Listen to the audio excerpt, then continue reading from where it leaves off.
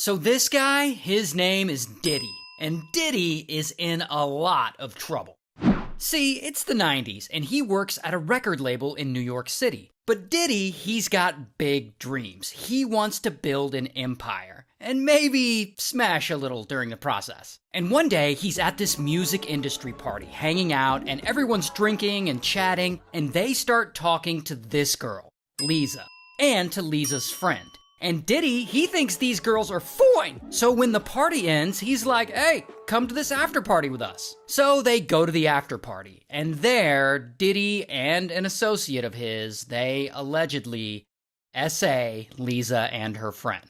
But then, around this same time, Diddy is out on a date with this girl, Joy. And Joy is a nice girl, she's in college, and as the date goes on, I guess Diddy can start to tell that she's not really that into him. Oh, but that's not gonna stop Diddy, and he apparently slips a little something in her drink, and by the end of dinner, she's all messed up and she's completely out of it. So Diddy helps her to the car, and then he takes her home, and he SAs her. Oh, and he also films it, and he shows that video to a bunch of his buddies. And then, a few years later, Diddy starts his own record label, and he starts managing one of hip-hop's most successful artists at the time. Then he becomes a successful hip-hop artist himself, so bro is just killing it. And eventually, he's just absurdly rich. Like, he's got all this money. And he buys a mansion in the Hamptons. Now, at this mansion, he starts throwing these huge parties where everyone dresses in all white. They're called white parties. And he invites a ton of celebrities and musicians and models and other people who are up and coming. Now, these white parties, they're pretty much like standard industry parties. In general, nothing too newsworthy is going on at them, just celebrities partying.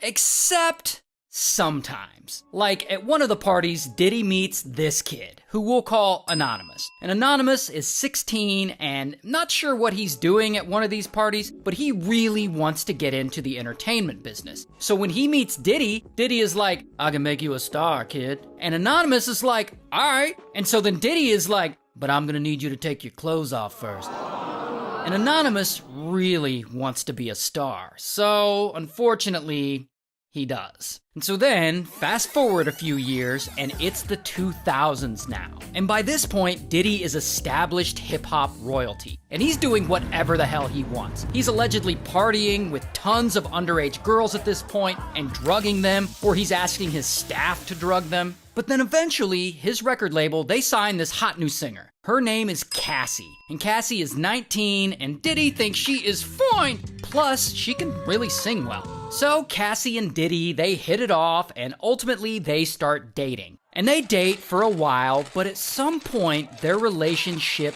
turns dark. See, Diddy, he likes to party. We've already established that. But along with his white parties, he also hosts these other secret, more exclusive parties called freak-offs. And at these freak-offs, shit tends to get crazy. Like he allegedly invites young, attractive women to these freak-off parties and gives them lots of drugs and alcohol. And then he allegedly makes them smash with male sex workers while he watches and films it. And apparently these freak-offs happen often, and sometimes they last for like days at a time, like they're fucking Coachella. And the worst part is he allegedly makes his girlfriend Cassie participate in them. In fact, speaking of Cassie, Diddy is very controlling when it comes to her. Like one day he sees her talking to another talent agent, and I guess he gets so jealous and so mad at her that he pushes her into his car and he kicks her several times and her face is all messed up from it. And another time he gets so mad that he throws a hot frying pan at her.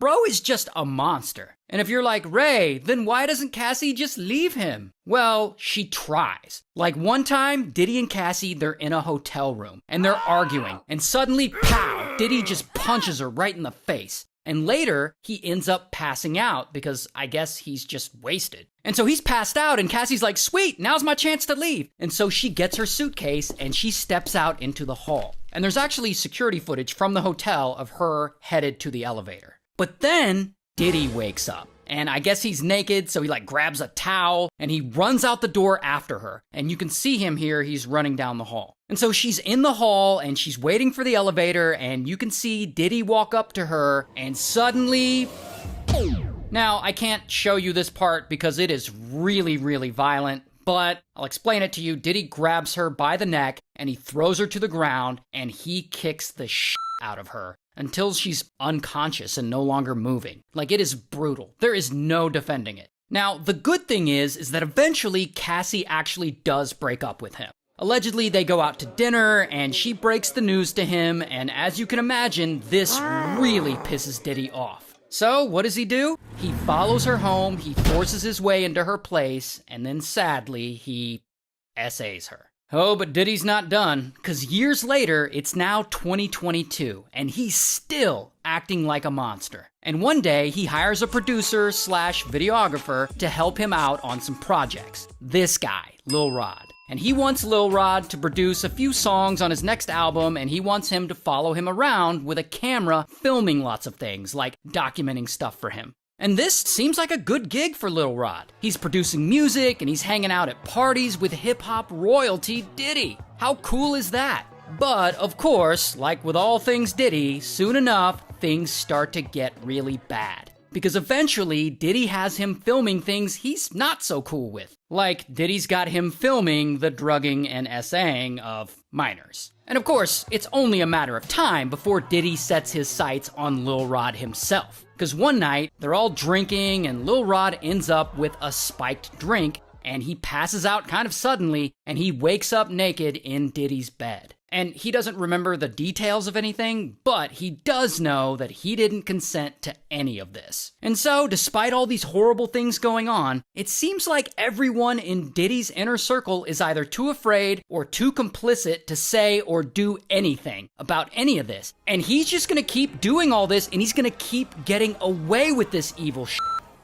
Until... in 2022, New York State, where most of these crimes happened, they passed legislation called the Adult Survivors Act. The Adult Survivors Act allows victims of SA a 1-year window to sue, even if the statute of limitations had run out. Even if the SA happened way back in the 90s, victims could still sue for it during this 1-year window. And that changes everything. And so, kaboom, Cassie suddenly hits Diddy with a lawsuit, accusing him of abuse and SA.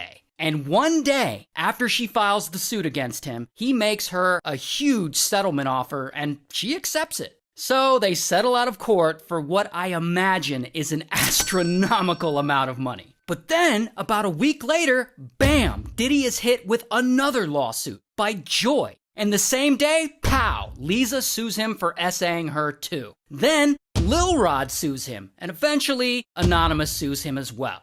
Oh, and it's not just them. The lawsuits just keep coming in. And Diddy and his attorneys, they're denying any wrongdoing, but the headlines are just dominating the news. Okay, but then it gets even worse for Diddy, because the feds step in. Now, they've been investigating him for a long while, for sex trafficking and for some other stuff. And once they have enough probable cause, kaboom, Homeland Security raids Diddy's properties in LA and Miami. And they find a bunch of stuff there, like drugs and like 1,000 bottles of baby oil. Literally 1,000 bottles of baby oil, which I guess he used at those freak-off parties. I don't know, I'm not a baby oil person. But anyway, all of this is making the news, and these stories and these accusations are blowing up. And people are like, yo, did Diddy really do all this crazy stuff that he's being accused of? Surely not. But then CNN gets a hold of that hotel security footage of that time he assaulted Cassie, and they release it to the public. And so the world finally gets to see what an awful person he is. And so now Diddy has to go and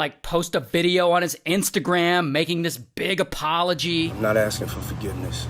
I'm truly sorry. And while he does apologize for what he did to Cassie and he tries to get the public back on his side, it just doesn't work. Diddy is officially a meme, synonymous with sexual misconduct. And even if he did somehow get the public back on his side, it doesn't matter, because the feds are still very much investigating him. And so, boom, they finally arrest him. And he's charged with sex trafficking and racketeering and transportation to engage in prostitution? Jeez. Now, in this video, I only talked about a few of the accusations and a few of the lawsuits he's involved in, the major ones. But at this point, Diddy's been hit with literally dozens of other lawsuits involving SA and other things that I didn't even get a chance to talk about. And allegedly, there are as many as 120 more lawsuits coming. 120. And I couldn't possibly make a video long enough to cover all of these accusations. Like, I don't have the budget for that. So that being said, this video is only a fraction of what he's been accused of, and hopefully we'll cover more next year when he actually goes to trial.